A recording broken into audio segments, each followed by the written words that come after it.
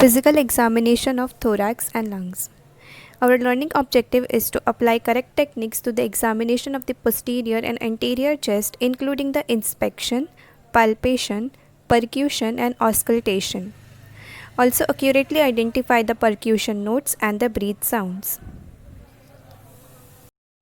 To find the sternal angle, place your finger in the hollow curve of the suprasternal notch, then move it down approximately 5 cm to the horizontal bony ridge where the manubrium joins the body of the sternum.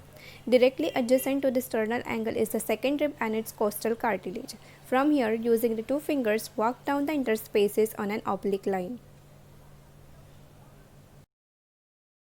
Posteriorly, the 12th rib is the starting point.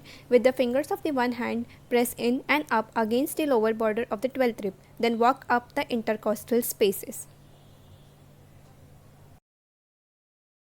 The spinous processes of the vertebrae are also useful landmarks. With the patient's neck flexed forward, find the most prominent spinous process, which is C7. Then feel and count from C7 till T12. You can often palpate and count the processes below them, especially when the spine is flexed.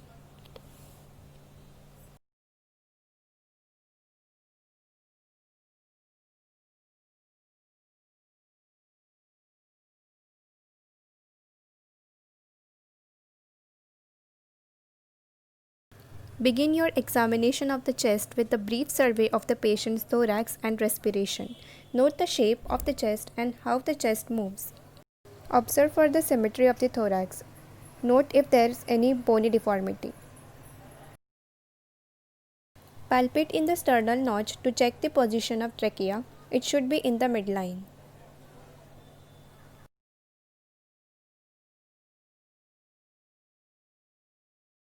Inspect the patient's color for cyanosis or pallor.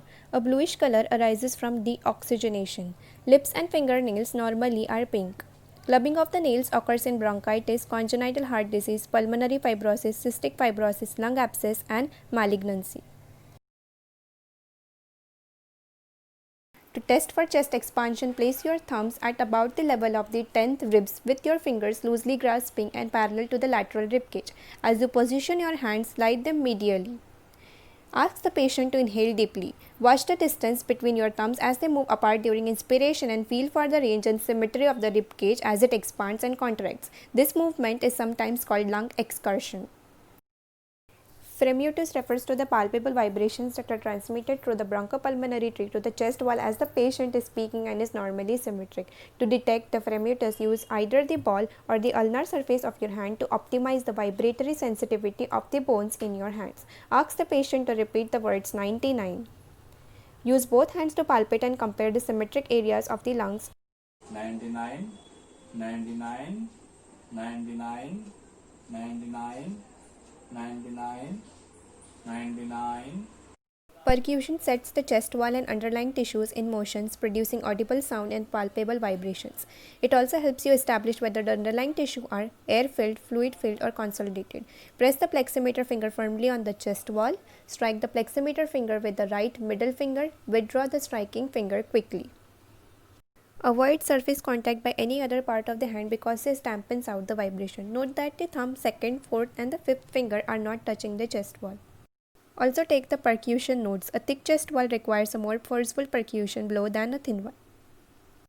Also identify the type of notes you are hearing. Normal healthy lungs are resonant. Identify the descent of the diaphragm or the diaphragmatic excursion. Percuse downward in progressive steps until the dullness clearly replaces resonance. Auscultation is to assess airflow through the tracheobronchial tree. Listen to the different breath sounds.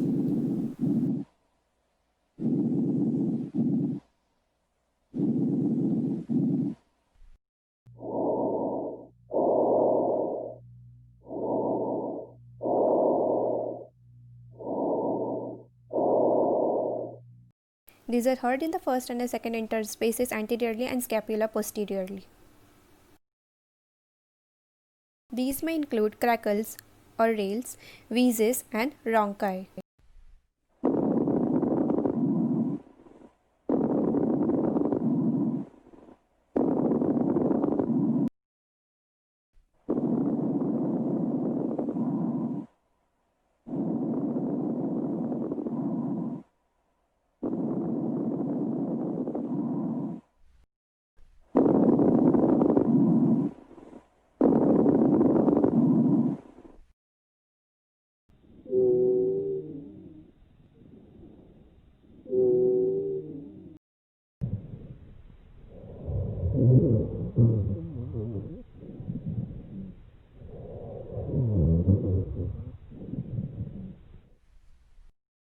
To auscultate the posterior thorax, use the diaphragm of this stethoscope. Begin at the apices and proceed downwards, moving systematically from side to side in a ladder pattern, comparing the breath sounds in the symmetrical areas. Listen to the duration, pitch, and intensity of the inspiration and expiratory sounds. Always place the stethoscope directly on the skin. Clothing alters the characteristic of the breath sound and can introduce friction and added sounds.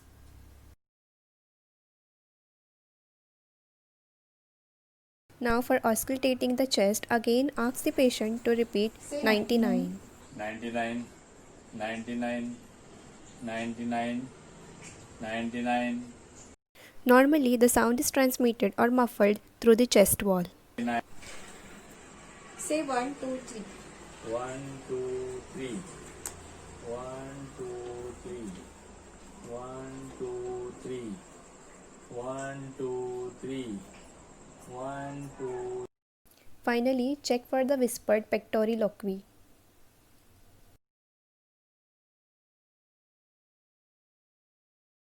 Start by inspection. Observe the shape of the patient's chest and the movement of the chest wall. Note for any deformity or asymmetry. Also palpate for any tender areas or bruising, sinus tracts, or other skin changes.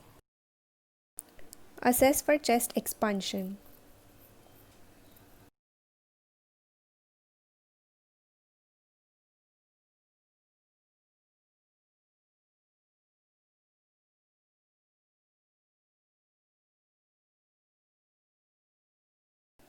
Assessment of the tactile fremutus.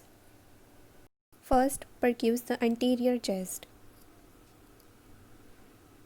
and then the lateral chest. The heart normally produces an area of dullness to the left of the sternum from 3rd to 5th interspaces. Percuse in progressive steps downward in the right mid-clavicular line. Identify the upper border of the liver dullness. As you percuse down the chest on the left, the resonance of the normal lung usually changes to the tympani of the gastric air bubble. For auscultating, listen to the chest anteriorly and laterally as the patient breathes with mouth open and somewhat more deeply than normal. Listen to the breath sound, noting their intensity and identifying any variations from normal vesicular breathing. Identify any adventitious sounds. If indicated, listen for the transmitted voice sounds.